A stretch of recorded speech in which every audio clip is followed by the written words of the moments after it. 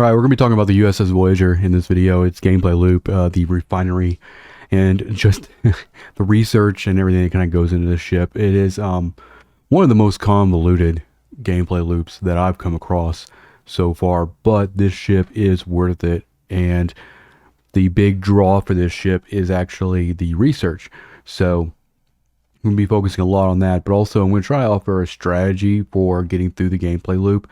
Tier 1 of this ship is very, very difficult to get through because this is the gameplay loop is very cargo capacity driven, right? You need a lot of cargo capacity, and tier 1 of this just has no cargo capacity at all, like less than 8,000. And there's also a field training associated with this as well, and we'll talk about that and how to upgrade it.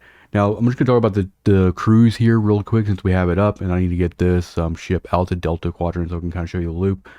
You really need 2 crews for Voyager. You need a loot crew for when you're outside anomalies, when you're trying to maximize Herodian relics, and also when you're farming bioships with your ability.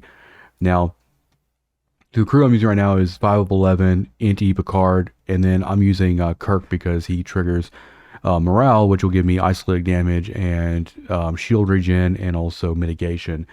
And also I'm using in the lows Briar here for loot, and then Tom Paris for mitigation as well.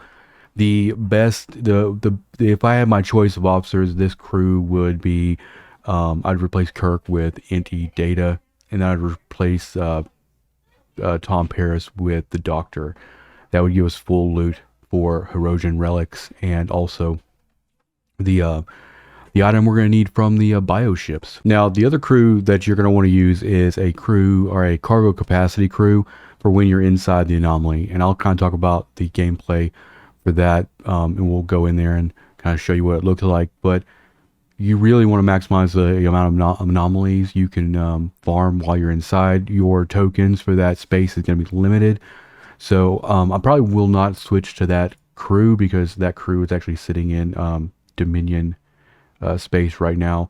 But it would basically look like if you have Mavery for cargo, and then Stone or the Epic equivalent, and then getting synergy from Grush and things like that, and then like lower deck Talon or something like that. Basically anything that increases cargo or that can help you just draw more and stuff out. So let's talk about, let's get this we're gonna get this Voyager actually already sent out here to where we want to be.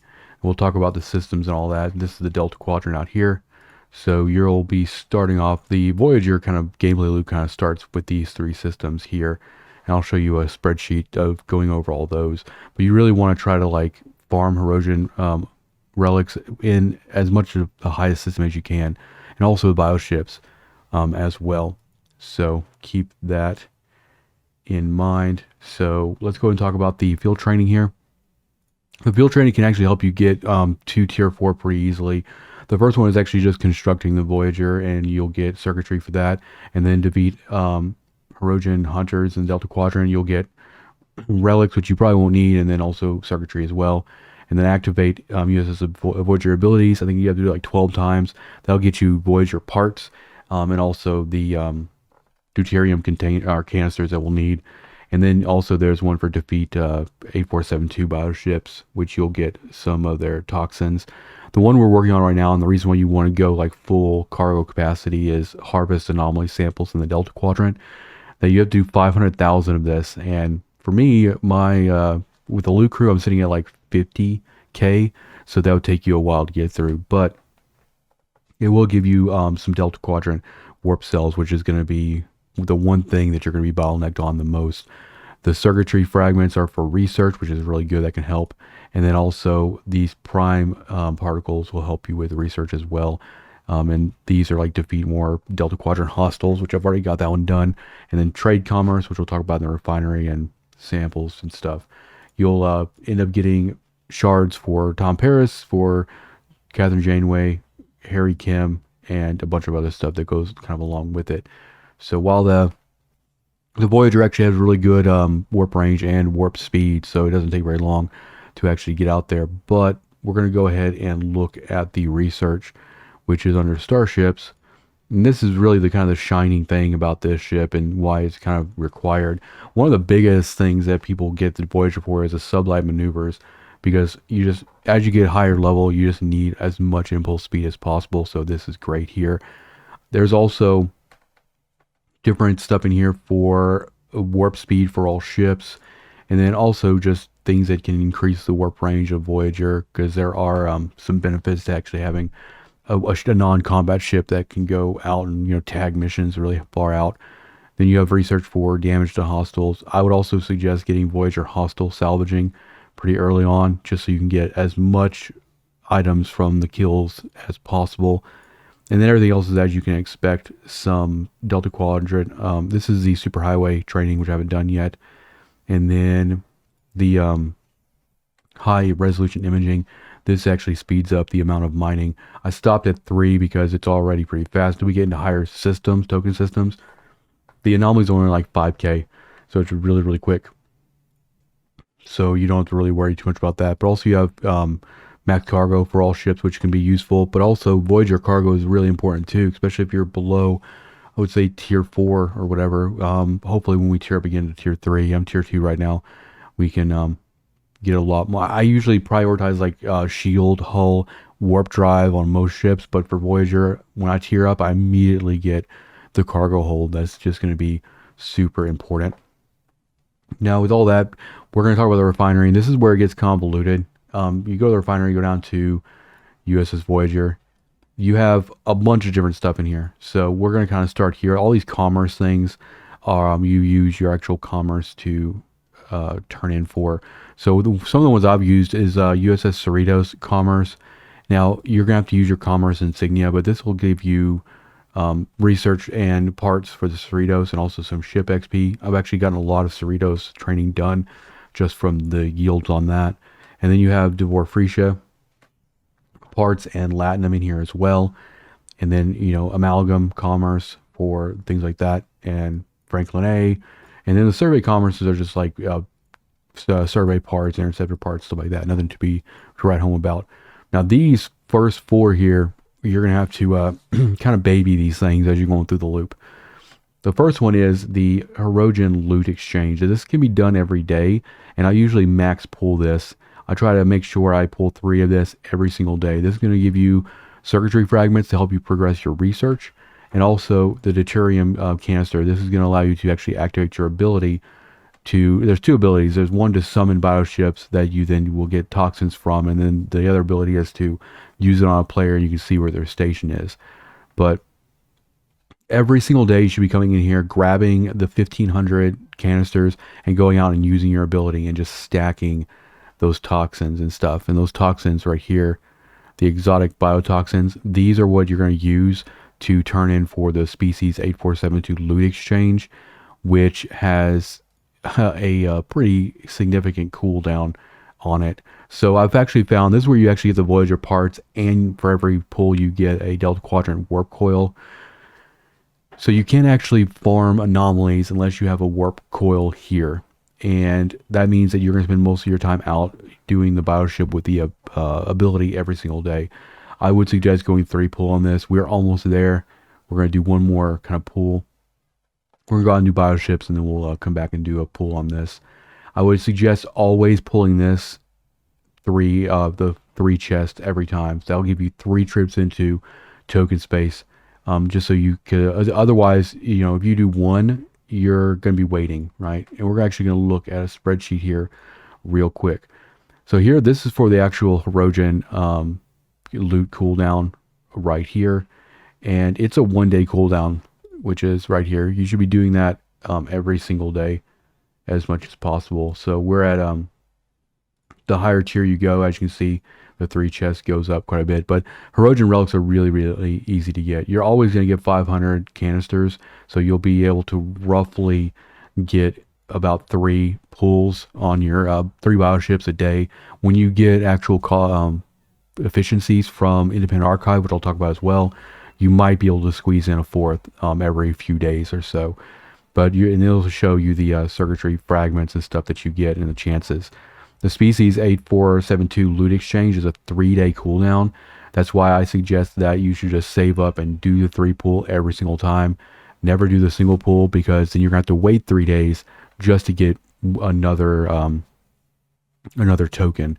So I usually come in here, do this Herogen loot exchange every single day, and then come in and do a 3 pull. And then while this is cooling down, I'll try to do 1 anomaly a day. And I'm very specific about what I'm doing inside that anomaly. I'm not going to be killed. There's bioships in there, but they will fill up your cargo really fast. Going into the anomaly is the only way that we can actually use or actually work towards filling this common anomaly sample exchange. This is a 5-day cooldown. So we should always be going after anomaly loot when we're inside the token space and everything. That's a 5-day cooldown. And then the rare one is a 7-day cooldown, which I ain't even pulled yet. So right now we know we're going to have to, pull quite a bit of anomaly samples here. So it's going to take us multiple trips to do it. And then we'll be basically on a 5-day cooldown before we're back kind of at it and everything. So we're going to go ahead and get here. We're going to go in here and get the Herogen loot exchange here. Pull it 3 times. Like I said, Herogen relics, I got a ton of them. It's really easy to actually pull that stuff. And then we're also going to go ahead and pull, we're going to wait actually so we can pull the 3 on that. So we're going to come out here to where we reset this miner really quick. Of course, this guy goes 0 node, or goes 0 node whenever I'm trying to do a video. All right, he's good to go. So here we are in a Voyager system right here. I'm doing the 38s right now, and whenever you summon this bioship, you will be able, if it kills you, you can kind of rush back out here and like kill it, or take it down. I don't think we're going to have any issues here, but I'll show you how this works. Just select your Voyager here, and then you're going to take this top ability, and it cost me 455. The reason it only costs 455 is because of the independent archive. So every time we tier up, we basically unlock a tier, and we get Voyager component cost efficiency, which helps upgrade it faster. We get sample mining bonus, we get Herogen relic and biotoxin loot increase, and then the Voyager ability cost efficiency. When we get mastery for the Voyager, which is what we're working on, we will get pretty much every endpoint every single day without doing anything else. So just like the Vidar and everything, when you complete mastery, you won't even have to come out and do the loop anymore. You'll have earned the right to pull this stuff every single day, and you'll still get warp cells if you want to come out there and do it. But it's something to work towards on that. So keep an eye on the independent archive as you're kind of tearing things up. So with that being said, let's go and get some bioships. We'll be able to get 3. So we'll go in here, go to advanced sensors, go to confirm, and then you see here the species 8472 just showed up. Now you want to probably attack these pretty quick because other players can snipe these. Voyager does get a benefit to damage on these guys, so we'll see how we do. Yeah, we did fine. We'll be fine. And then we'll see how much we got from that too. We have this loot crew going, so 1,400 each, which is pretty much in line with what we need. And that's what you're gonna have to do is as you like get your Voyager more powerful and stuff, you're gonna have to like keep moving up the difficulty in systems so that you can get the most biotoxins from every ability pool. It's about a minute cooldown on this, and we're gonna do it 2 more times. We're gonna do it till we can't do it anymore, essentially. And then what I normally do after I get all of my canisters consumed is I'll hang out in the system and just kill Herogen to fill up until they murder me, and I can kind of get a fast way back to station. And that's how I kind of keep ahead on Herogen relics and stuff. Let's go ahead and use it again. We actually can do this more than 3 times. I've been saving up this stuff for several days. I've been basically waiting for the Anomaly and I've been waiting for all the Refinery pulls to come off cooldown so I could do this video, because it took me a few days to kind of figure out the nuances of this loop and everything. So we might actually be able to come in here and just pull a bunch of this stuff. So 2,700, we're up to 2,700. It's good. With that being said, I'm not gonna make you guys sit through all of these bioships. You guys seen that. We'll come back with the Anomaly stuff and everything. All right, so we just finished. I didn't end up using all my canisters because I didn't want to pull a bioship and die from that, so we ended up stopping and then just get ourselves finished off by Erosion. But we ended up pulling about a little bit less than 7,000 units there. So let's go ahead and go on to the next phase. And realistically, you're probably only going to do the anomaly stuff probably once a week, to be honest. If you're really, working on getting a 3 pull here, until you get hostile loot increase for the Voyager, until you get a lot of those things kind of in place and higher tier, it's going to be very difficult, right? Because you're going to be starting off in like 35 systems. But we want to be able to get all 3 of these warp cells, so that gives us something to do while we're waiting for this refinery to cool down. So let's go and hit 3. So we ended up getting 3 of those. We got 270 of Voyager parts and some insignia. Now I've been actually using insignia for Cerritos because you get a lot of the initial research for what you get out of here. If you get lucky, you get 26,000. So I'm gonna go ahead and use this because also I'm pretty close to unlocking a Cerritos, like 2 more weeks or so. So I'm kind of doing some preemptive work for this. But we got some parts, we got some particles there, and all this other stuff. I mean, you can go to Freesia as well. It's probably one of the better ones. I'm using these in these commerce insignias because it's part of the field training. So I'm just using them on the higher value stuff. And I'm also going to go amalgam for the last 100. That's another ship I'm working on to unlock through events. Now, we're going to get into the anomaly stuff. The anomalies are nice because that's where you're going to get artifacts. You're going to get some more ship parts, some more circuitry for research. But these, this refinery is going to be maybe once a week if you're lucky. And in the beginning, might not even be that. It might be like 2 weeks before you even pull this. You want to try to like pull it the max pull you can, because this is highly dependent on the cargo of the Voyager. The more of this anomaly samples you can get while using one cell, and that's kind of the goal. You need to be able to flex, or you need to be able to get that cargo on the Voyager up high so you can get as much value at each one of those warp cells as possible. Now, we need to upgrade Voyager because we got some parts. But to give you an idea here, this 36 system right here, this is going to be your anomaly system for a while. This one up here is actually for the Borg stuff, which I'm not going to cover in this video because I just think it's not relevant. But this is going to be the system we're going to be doing anomalies in for a while. Beyond that, it's going to be further down and everything. But while we're warping out, and we're just going to warp here to this stage system here after we upgrade, there is a spreadsheet, and I'll kind of go over the systems and all that. As you can see here, we can pretty much take our pick of the litter here, but we already did cargo, which is very important. Warp range is important too. It only gives us 5, but really we need like to be able to survive toughness, right? Because bioships will take away at our hull. So I would say a blade of generator Mark II is going to be a priority. And then impulse will give us dodge, but also impulse speed, which is nice. The damage, we also sample harvester, but we're fast enough as it is right now. And also, I don't really want to do any of the weapons. And our warp range is okay for now too, because I do have like most of the warp training in research. I'm gonna go with impulse engine actually. That leaves us with enough to do one more weapon, which is great. Now we're going to go ahead and get this guy flown back out to Delta Quadrant. There we go. And then we're going to, while we're waiting for that, we're going to talk about the systems here. So this is a list of all the systems. Like I said, this is going to be your beginning system. It's Warp 25 requirement, 35 level. This is going to be your biotoxin, roughly your biotoxin income per bridges is unboosted too. You can expect, if you have like 100% loot on your crew, you can probably expect around 600 for that. But we were down actually in this one, the 38 system. So we were actually getting close to 1400 per kill. So we were a little over 100% with 511 and int E Picard and stuff like that. And then as you can see here, there's not much of a difference in the loot from the 39 to the 38. So that's why I ended up going with the 38. Just like the 37 to 36, it's be the same loot also. So you might as well just stick to the 32. Same for the 35s. But this is going to be our anomaly system right here. And the common anomalies here, and then the rare anomalies are right here. we won't be going into the next anomaly tier until like 41.